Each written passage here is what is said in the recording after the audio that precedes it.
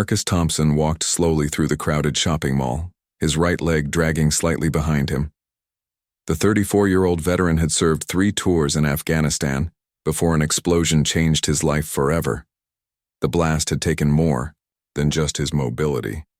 It had stolen his confidence, his sense of purpose, and left him struggling with demons that haunted his dreams every night. On this ordinary Tuesday afternoon, Marcus was trying to do something that most people took for granted, buying groceries for his small apartment. The prosthetic leg felt heavy and awkward, and he could feel the stares of strangers as he made his way through the busy corridors. Some looked with pity, others with curiosity, and a few seemed to look right through him as if he didn't exist. The physical therapy sessions had been brutal, but Marcus had pushed through them with the same determination that had carried him through his military training. His therapist, Sarah, always reminded him that healing wasn't just about the body. The mind needed attention too. But Marcus wasn't ready to talk about the nightmares, the guilt he felt about surviving when his best friend Jake hadn't, or the overwhelming feeling that he was now useless to society. As he approached the grocery store entrance, Marcus noticed a group of teenagers hanging around near the automatic doors. They were loud and seemed to be looking for trouble. Their eyes locked onto his prosthetic leg immediately, and he could hear them whispering and snickering among themselves. Marcus had dealt with this before. The pointing, the cruel comments, the feeling of being treated like a circus attraction. He tried to walk past them with dignity, keeping his eyes forward and his shoulders straight, just as his drill sergeant had taught him years ago. But the teenagers had other plans. One of them, a tall boy with bleached hair and multiple piercings, stepped directly into Marcus's path. The veteran stopped, feeling his heart rate increase as the familiar surge of anxiety washed over him. The boy looked Marcus up and down with disgust and made a comment about how broken soldiers shouldn't be allowed in public places.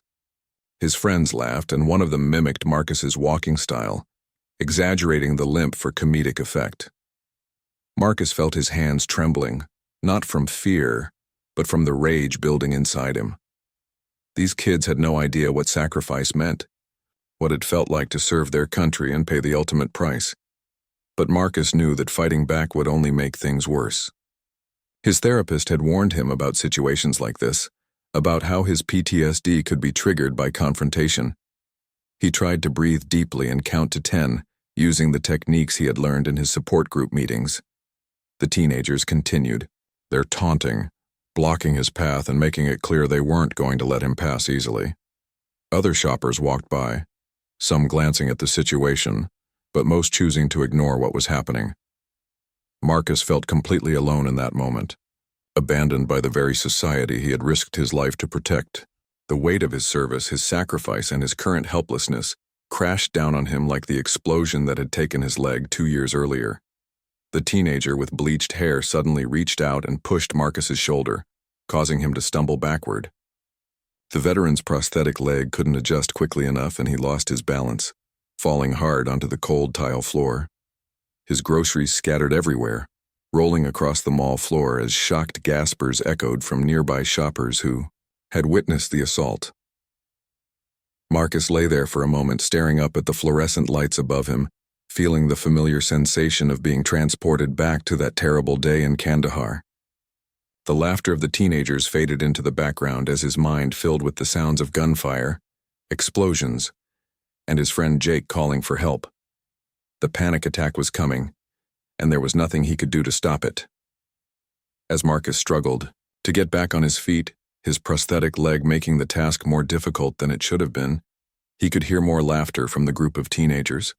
They were filming him now, probably planning to post the video online for more people, to mock and humiliate him. The veteran felt tears stinging his eyes, not from physical pain but from the crushing realization that this was what his service had earned him. The mall security guard who had been watching from a distance finally approached, but instead of helping Marcus or confronting the teenagers, he simply asked everyone to move along and not cause any more disturbances. The teenagers scattered, still laughing and sharing their video, while Marcus was left to collect his scattered groceries with shaking hands and a broken spirit. In that moment, surrounded by the indifference of strangers and the cruelty of youth, Marcus Thompson felt more alone and defeated than he had ever felt in any battlefield. The war had followed him home, and he was losing this battle too. Captain James Mitchell had been serving in the Royal Guard for 15 years, and he had never seen anything that made his blood boil quite like what he witnessed that Tuesday afternoon. He had been off duty, visiting the same shopping mall with his 8-year-old daughter Emma, when he saw the group of teenagers surrounding the veteran near the grocery store entrance.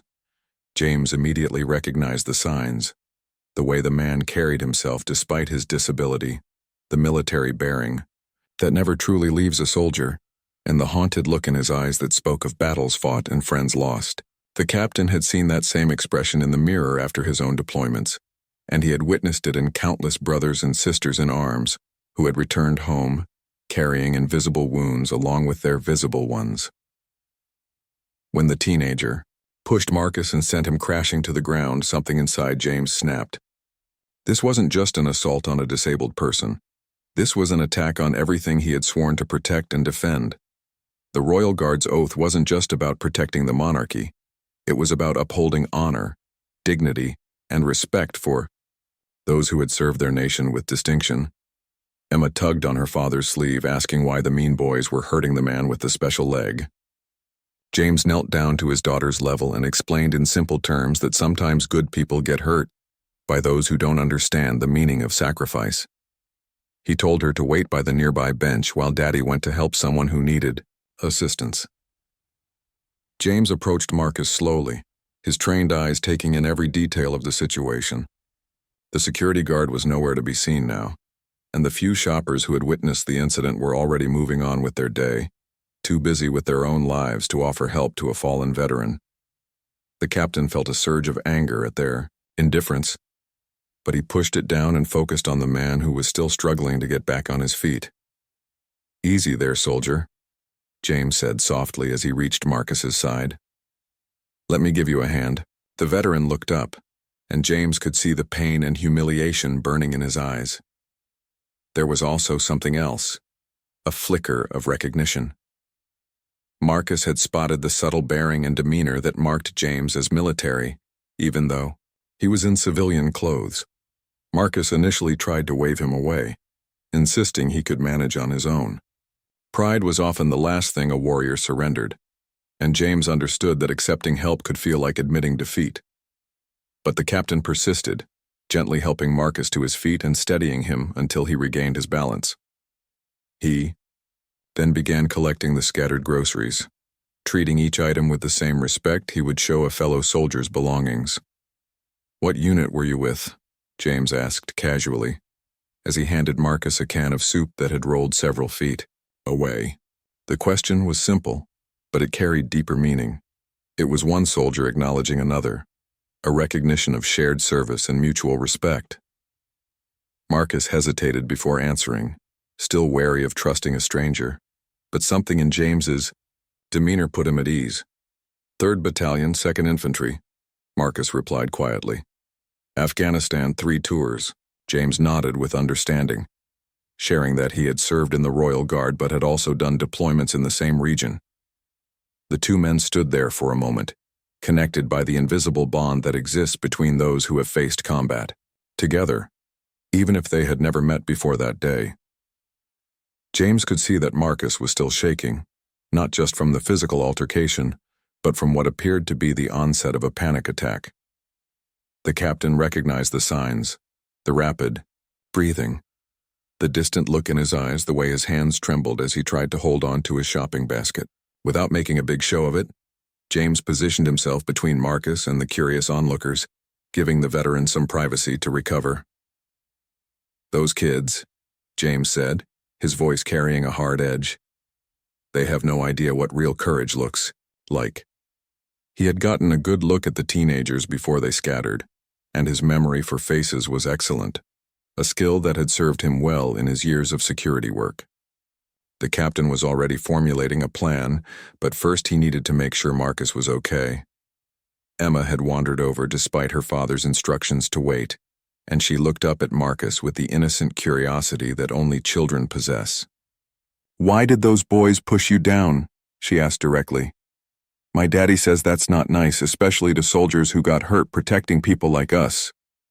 Her words, spoken with the pure honesty of a child, seemed to reach something deep inside Marcus that all the therapy sessions had failed to touch. Marcus knelt down to Emma's level, his composure returning as he focused on the little girl instead of his own pain. Sometimes people don't understand that being different doesn't make someone less important, he explained gently. But meeting people like you and your daddy reminds me that there are still good people in the world who care about doing what's right. James watched this interaction with growing respect for the veteran.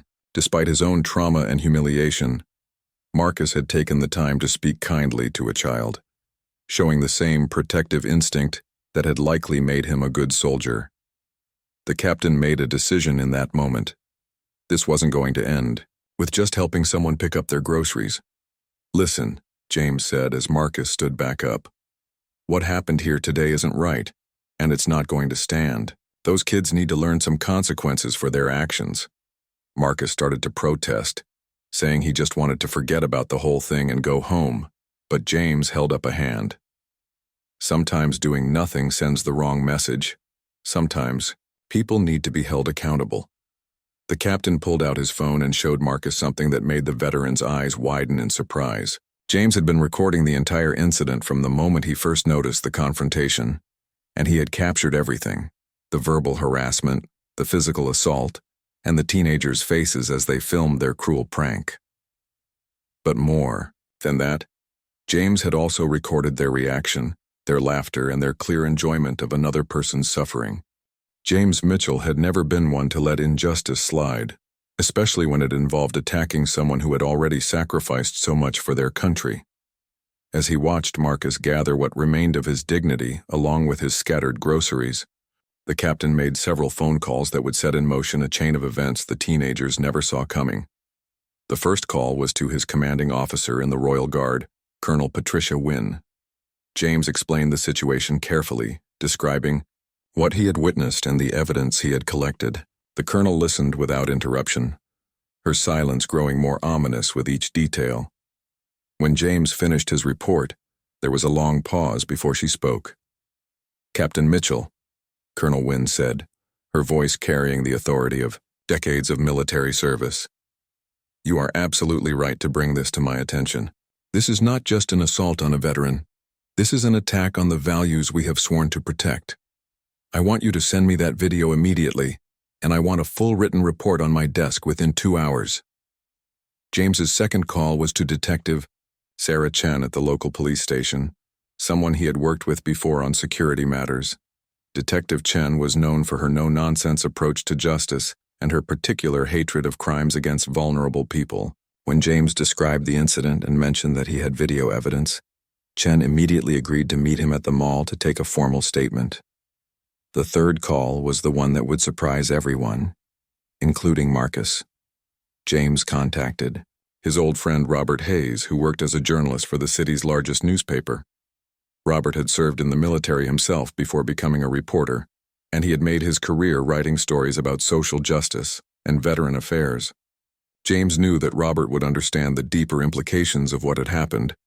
Meanwhile, Marcus had finally made it to his car, but he couldn't bring himself to start the engine. He sat in the driver's seat, staring at his hands as they continued to shake. The incident had triggered memories he had spent 2 years trying to bury. Memories of being helpless, of watching friends die, of feeling abandoned by the very people he had sworn to protect. His phone buzzed with a text message from his therapist, Sarah, reminding him about their session tomorrow. Marcus almost canceled it right there, feeling like he was back at square one after months of progress. But then he remembered the kindness of the Royal Guard captain and his daughter, and he decided to at least try to make it through the rest of the day. Back at the mall, James had asked Emma to help him with a special mission. He explained that they needed to find the security office and speak with the manager about what had happened. Emma, excited to be included in her father's important work, held his hand as they made their way through the mall corridors. The mall manager, David Preston, initially seemed reluctant to get involved. He was more concerned about potential bad publicity than about seeking justice for Marcus.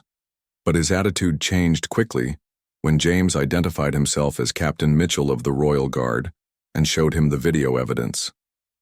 Preston realized that this incident could become a much bigger problem for the mall if it wasn't handled properly. Detective Chen arrived within 30 minutes, and James walked her through everything that had happened. She watched the video multiple times, taking careful notes about each person involved and their actions.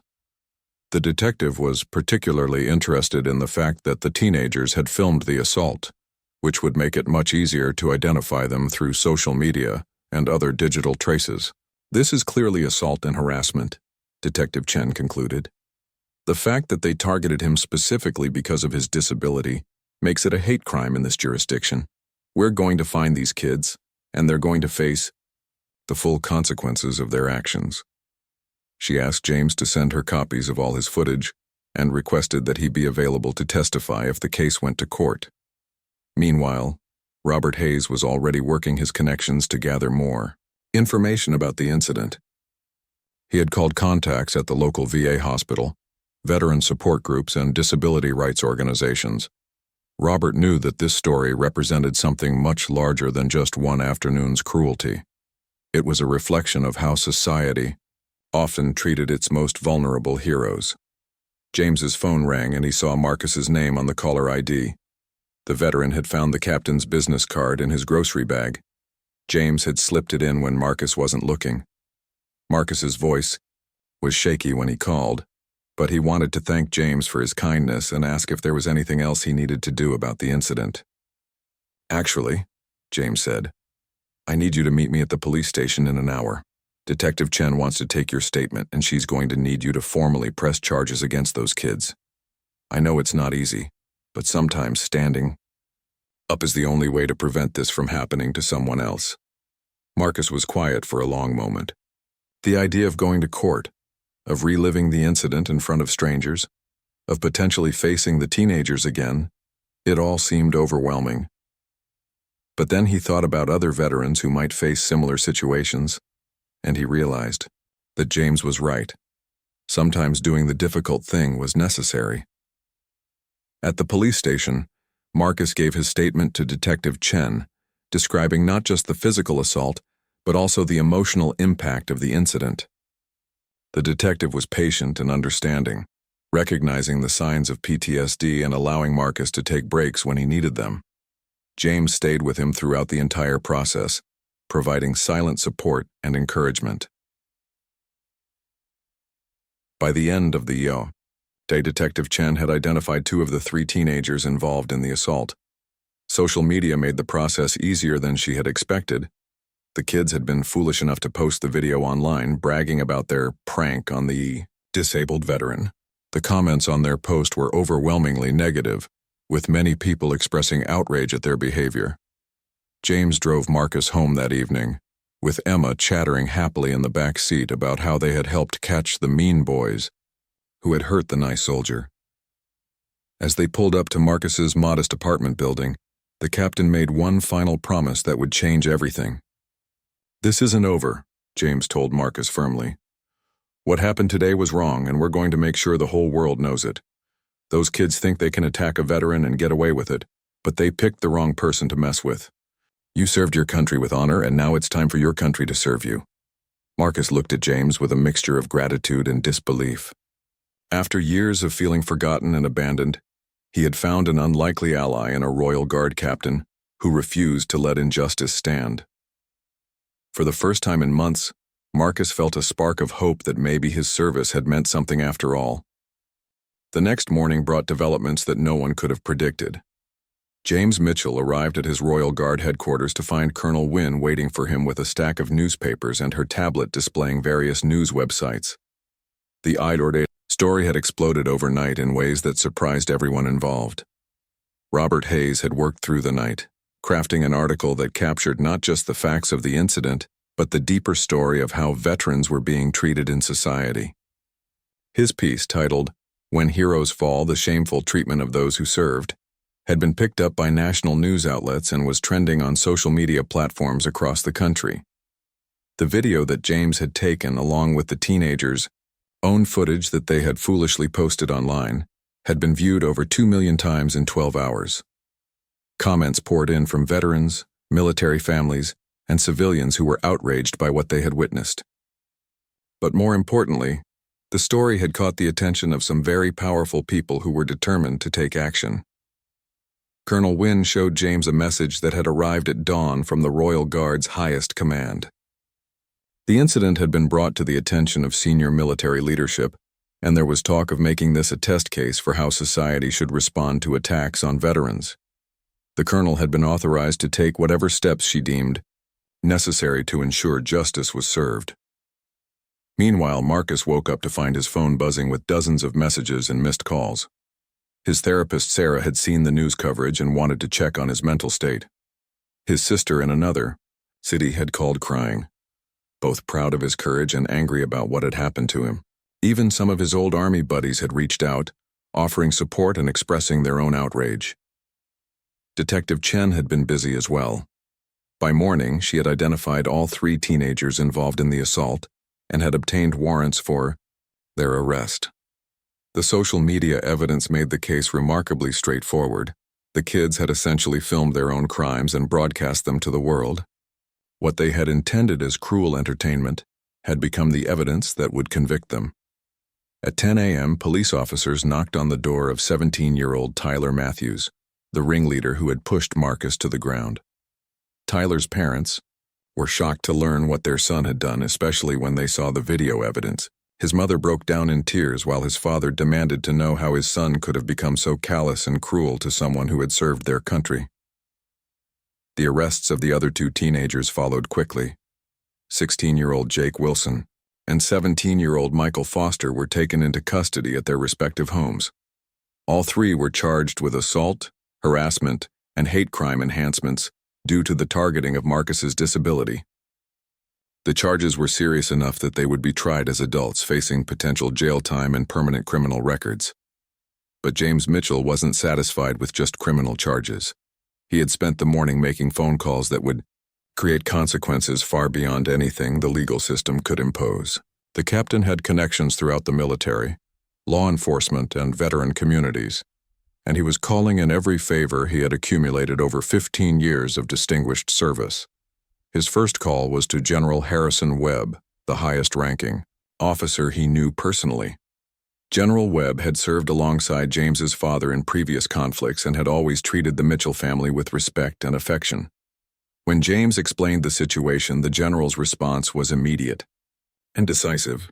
"Captain Mitchell," General Webb said, his voice carrying the weight of decades of command, "this is exactly the kind of incident that requires a strong response. I'm going to make some calls of my own, and I guarantee you that these young men are going to learn some lessons they'll never forget." What they did was not just illegal, it was un-American. Within hours, General Webb had contacted the school district where the 3 teenagers were students. He spoke directly with the superintendent, explaining the severity of the incident and requesting immediate disciplinary action. The school's response was swift. All 3 boys were suspended pending a full investigation, and their college applications would now include documentation of their criminal charges. James's second, strategic move was even more impactful. He reached out to veteran organizations across the country, sharing Marcus's story and the evidence of the attack. The response was overwhelming. Within hours, veteran groups were organizing protests, writing letters to local officials, and demanding stronger protections for disabled veterans in public spaces. The American Legion, Veterans of Foreign Wars, and Disabled American Veterans all issued joint statements condemning the attack and calling for enhanced penalties for crimes against veterans. Social media campaigns began trending with hashtags like Justice for Marcus and Reign Protect Our Veterans, bringing national attention to the issue of veteran mistreatment. Robert Hayes continued his investigative work, uncovering disturbing patterns of similar incidents across the country. His follow-up articles revealed that Marcus's experience was far from unique. Veterans with visible disabilities were regularly subjected to harassment, discrimination, and even violence from people who seemed to view their injuries as signs of weakness rather than badges of honor. The teenagers' social media accounts, which had initially celebrated their cruel prank, became focal points for public outrage. Comments flooded in from around the world, with people expressing disgust at their behavior and demanding consequences. The boys' friends began distancing themselves, and their families received angry calls and messages from strangers who had seen the news coverage. Marcus found himself thrust into a spotlight he had never wanted or expected. Reporters called requesting interviews. Veteran organizations invited him to speak at events, and disability rights groups asked him to become a spokesperson for their causes. The attention was overwhelming for someone who had spent months trying to remain invisible and avoid drawing notice to his condition. James visited Marcus that evening to check on how he was handling the sudden fame. He found the veteran sitting in his living room, staring at his laptop screen with a mixture of amazement and anxiety. The story had grown far beyond anything either of them had imagined when James first decided to help a fellow soldier in distress. "I don't know if I'm ready for all this," Marcus admitted to James. "Part of me is grateful that people care, but another part of me just wants to disappear and go back to being anonymous. I never wanted to be the poster child for veteran mistreatment." His hands were shaking again, not from panic this time, but from the overwhelming nature of the response to his story. James sat down across from Marcus and spoke with the wisdom of someone who had seen both combat and its aftermath. "You didn't choose to be in this position," he said, "but sometimes we don't get to choose our battles. The question is, are you going to use this platform to help other veterans who might face the same treatment? Or are you going to let those kids win by forcing you back into hiding?" The two men talked late into the night, with James sharing stories of other veterans he had known who had faced similar challenges. He explained how the Royal Guard's mission went beyond protecting buildings and ceremonies. It was about protecting the values and principles that made their service meaningful in the first place. 3 weeks after the incident, the courthouse was packed with an unusual crowd for what should have been a routine assault hearing. Veterans in uniform, disability rights advocates, community leaders, and media representatives filled every available seat. What had started as a simple criminal case had transformed into something much larger, a statement about how society values those who sacrifice for others. Marcus sat in the front row, wearing his dress uniform for the first time since his discharge ceremony 2 years earlier. James had suggested it, explaining that it was important for everyone to see not just the victim of an attack, but the decorated soldier who had served his country with distinction. The uniform was loose in places where Marcus had lost weight during his recovery, but the medals and ribbons told the story of a man who had given everything for his fellow citizens. Tyler Matthews, Jake Wilson, and Michael Foster sat at the defendant's table with their lawyers, looking very different from the confident bullies who had tormented Marcus at the mall. The week since their arrest had been difficult for all three boys. Their social media accounts had been flooded with angry messages. Their college applications had been withdrawn or rejected, and they had become pariahs in their own community. Tyler's parents had hired a high-powered defense attorney who was arguing that the boys were just kids making a stupid mistake, that they deserved a second chance and shouldn't have their futures destroyed over one moment of poor judgment. The lawyer painted them as victims of mob justice, claiming that the media attention had already punished them far beyond what their actions deserved. But prosecutor Janet Rodriguez had a different perspective. She had worked with veteran cases before and understood the deeper implications of this particular crime. In her opening statement, she explained that this wasn't just about 3 teenagers bullying a disabled person. It was about the systematic devaluation of those who had sacrificed for their country. When these defendants saw Marcus Thompson in that mall, Rodriguez told the jury, they didn't see a hero who had lost his leg defending their freedom. They saw someone they thought was weak, someone they could attack for their own entertainment. This case is about whether we as a society will tolerate that kind of cruelty toward those who have already given so much. The prosecution's case was strengthened by the video evidence, both from James's recording and from the teenager's own social media posts. The footage showed clearly that this was not a spontaneous moment of poor judgment, but a deliberate act of cruelty that the boys had planned and executed for their own amusement. Marcus took the witness stand on the second day of the trial, and his testimony was both heartbreaking and powerful.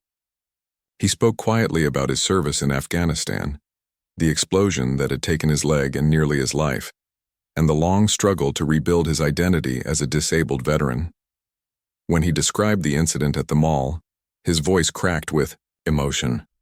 "I've faced enemy fire and survived explosions," Marcus told the jury, "but nothing prepared me for the humiliation I felt lying on that floor while those boys laughed at me. In Afghanistan, I knew why I was fighting and who my enemies were. But in that mall, I felt like the very people I had fought to protect had become my enemies too." The defense attorneys tried to minimize the impact of the incident, suggesting that Marcus was exaggerating his emotional trauma and that the boys' actions, while inappropriate, didn't warrant the serious charges they were facing. But their strategy backfired when several other veterans took the stand to testify about similar incidents they had experienced. James Mitchell testified as both a witness and a character witness for Marcus. His testimony was particularly powerful because of his status as a Royal Guard officer and his unimpeachable military record. He spoke about the code of honor that all soldiers lived by and how attacking a disabled veteran violated everything that military service represented. "Your Honor," James said, addressing the judge directly, "I've served alongside heroes who would give their lives to protect complete strangers. Marcus Thompson is one of those heroes. What these defendants did wasn't just an assault on one man. It was an attack on every veteran who has ever worn the uniform of this country." The defense tried to discredit James's testimony by suggesting that he was biased because of his military background.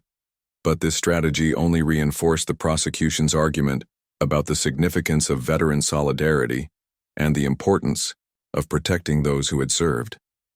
Colonel Patricia Wynne also testified, explaining the Royal Guard's mission and why James's actions in this case represented the best traditions of military service. Her presence in the courtroom, in full-dress uniform, sent a clear message about how seriously the military establishment was taking this case.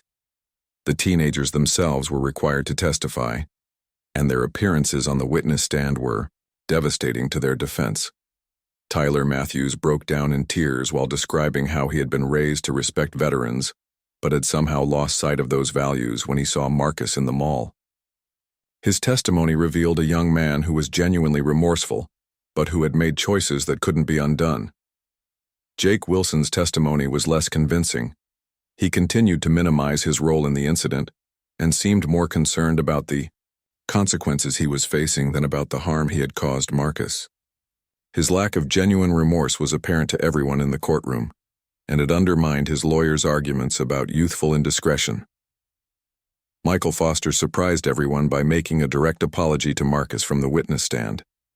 He explained that he had been influenced by the other boys but recognized that this wasn't an excuse for his actions. Foster's testimony seemed more authentic than his co-defendants, and it was clear that he understood the gravity of what they had done. During the trial's final week, something unexpected happened that would change the entire trajectory of the case. A group of Royal Guard members, led by Colonel Wynne, requested permission to address the court during the sentencing phase. What they proposed was unprecedented in military history: a formal intervention by the Royal Guard in a civilian criminal case. Judge Patricia Coleman was initially skeptical about allowing military personnel to play such an active role in civilian court proceedings. But after reviewing the precedents and considering the unique circumstances of the case, she agreed to hear what the Royal Guard had to propose. Colonel Wynne stood before the packed courtroom and made an announcement that stunned everyone present. The Royal Guard was prepared to offer the three defendants an alternative to traditional sentencing: an intensive rehabilitation program that would be supervised by military veterans and focused on teaching them the true meaning of service and sacrifice. "These young men have shown a fundamental lack of understanding about what it means to serve others," Colonel Wynne announced. "Rather than simply punishing them, we believe they should be given the opportunity to learn from those they have wronged. We propose a program that will teach them about honor, duty, and respect for those who have sacrificed for our nation. The proposed program would involve 6 months of community service, specifically focused on helping disabled veterans, mandatory attendance at veteran support group meetings, and intensive education about military history and the sacrifices made by those who serve. The defendants would also be required to make formal public apologies and participate in veteran advocacy work." Marcus was asked for his opinion on this unusual proposal, and his response surprised everyone, including himself. After weeks of anger and desire for revenge, He found himself thinking about the possibility of turning this terrible experience into something positive that might prevent other veterans from facing similar treatment. 6 months later, the same courthouse that had witnessed the trial now hosted an extraordinary ceremony that nobody could have imagined when this journey began. Judge Coleman had accepted the Royal Guard's rehabilitation proposal, and the results had exceeded everyone's expectations. The 3 teenagers who had once tormented Marcus Thompson were now standing before him as changed young men, ready to publicly acknowledge their transformation. Tyler Matthews stepped forward first, his hands trembling slightly as he approached the microphone. The arrogant bully who had pushed Marcus to the ground was gone, replaced by a young man who had spent months learning about sacrifice, honor, and the true cost of freedom. His community service had involved working at a VA hospital, where he had met dozens of veterans with stories similar to Marcus's.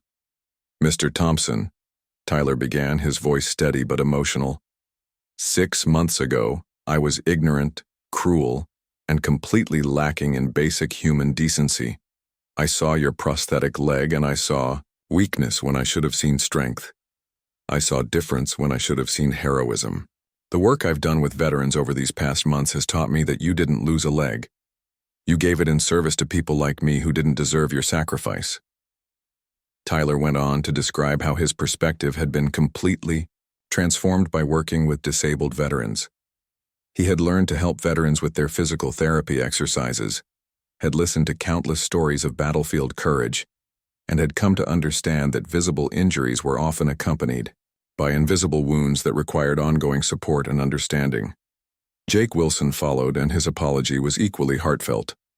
His community service had involved working with veteran families, helping them navigate the complex bureaucracy of medical care and disability benefits. He had seen firsthand how the families of wounded warriors suffered alongside their loved ones, and he had begun to understand the ripple effects of military service. "I used to think that making fun of someone's disability was just harmless joking around," Jake admitted. "But I've learned that every scar, every prosthetic, every visible reminder of injury represents a moment when someone chose to put others before themselves. I'm ashamed of who I was 6 months ago, and I'm committed to spending the rest of my life making sure other people understand what I failed to see." Michael Foster's apology was the most personal of the 3. His community service had paired him directly with Marcus, and over the months, an unlikely friendship had developed between the teenager who had once mocked him and the veteran who had chosen forgiveness over revenge. "Marcus," Michael said, abandoning the formal microphone and speaking directly to the man who had become his mentor, "you taught me that strength isn't about having all your parts intact. It's about what you do when pieces of you are missing. You lost a leg serving our country, but you never lost your dignity, your compassion, or your willingness to help others learn from your experience." The transformation in all 3 boys was remarkable, but it was Michael's journey that had been the most profound. He had started attending Marcus's therapy sessions, learning about PTSD and the challenges faced by combat veterans. He had become an advocate for veteran mental health services, and had even convinced his high school to start a program pairing students with local veterans for mentorship and support. Marcus stood to respond, and the packed courtroom fell silent. Over the past 6 months, he had become something he never expected, a public speaker and advocate for veteran rights.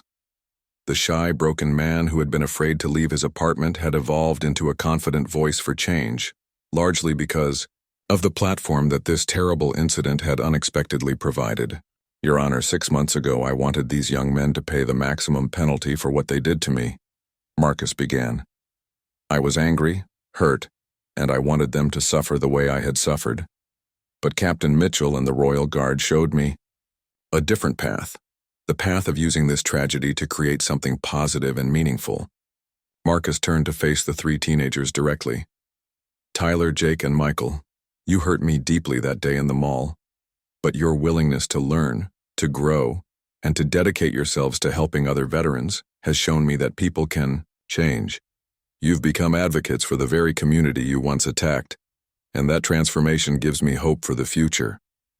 The ceremony continued with Colonel Wynne presenting each of the 3 young men with certificates recognizing their completion of the rehabilitation program. But more significantly, She announced that the Royal Guard was establishing a permanent program based on this pilot project, offering similar opportunities for young people who had committed crimes against veterans or military families. Captain James Mitchell took the stage to explain how this case had influenced Royal Guard policies and procedures. The organization had developed new protocols for responding to attacks on veterans, created partnerships with civilian law enforcement agencies, and established a rapid response network for supporting veterans who faced discrimination or violence. This case taught us that our duty extends beyond protecting ceremonies and buildings, James explained to the assembled crowd. Our true mission is protecting the values that make our service meaningful: honor, dignity, respect for those who sacrifice for others, and the belief that every person who has worn our nation's uniform deserves to be treated with the respect their service has earned. Judge Coleman took a moment to address the broader implications of the case. She noted that the legal system had learned important lessons about restorative justice and the power of giving offenders the opportunity to understand the true impact of their actions. The case had become a model for how courts could address hate crimes in ways that actually changed hearts and minds rather than simply imposing punishment. The media coverage of the ceremony was extensive, but it focused on the transformation rather than the original crime. National news outlets picked up the story as an example of how communities could respond to hatred with education and understanding. Veterans organizations across the country began requesting information about implementing similar programs in their own communities. In the weeks following the ceremony, Marcus received an unexpected phone call from the Department of Veterans Affairs. They offered him a position as an advocate and counselor for other disabled veterans, recognizing that his experience and public platform made him uniquely qualified to help others navigate similar challenges. Marcus accepted the position, finally, finding a sense of purpose that had been missing since his discharge from the military. Tyler Matthews was accepted into college after writing an essay about his transformation and his commitment to veteran advocacy. His college application included letters of recommendation from veterans he had worked with during his community service, and he planned to study social work with a focus on veteran affairs. Jake Wilson started a nonprofit organization at his high school focused on connecting students with local veterans for mentorship and support. The program expanded to other schools in the district within months, creating ongoing relationships between young people and the veteran community. Michael Foster's relationship with Marcus continued beyond the formal requirements of his community service. He began accompanying Marcus to speaking engagements, sharing his perspective on how young people could learn to recognize and appreciate the sacrifices made by military families. Their unlikely partnership became a powerful example of reconciliation and growth.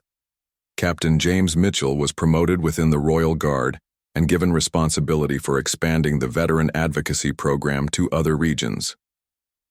His actions in this case had demonstrated the kind of leadership that his superiors wanted to see replicated throughout the organization.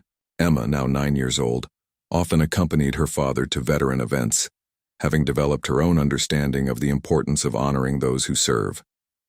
A year after the original incident, Marcus returned to the same shopping mall where he had been attacked. But this time he wasn't alone and he wasn't afraid. He was accompanied by Tyler, Jake, and Michael, who had organized a veteran appreciation event at the mall to educate other young people about military service and sacrifice. The mall manager, David Preston, who had initially been reluctant to get involved in the case, introduced Marcus to the crowd as a local hero, whose courage had sparked a community-wide conversation about how veterans should be treated. The teenagers who had once mocked his prosthetic leg now stood beside him as he spoke about resilience, forgiveness, and the power of second chances. As Marcus looked out at the crowd of young faces listening intently to his story, he realized that his service to his country hadn't ended when he left the military. It had simply taken on a new form. The leg he had lost in Afghanistan had given him a platform to serve his fellow veterans in ways he never could have imagined. And the teenagers who had once been his tormentors had become his partners in that mission. The Royal Guard's unprecedented intervention in a civilian case had created a new model for addressing crimes against veterans, demonstrating that military values of honor, duty, and service could be powerful tools for rehabilitation and social change. What had begun as a moment of cruelty and humiliation had been transformed into a story of redemption, growth, and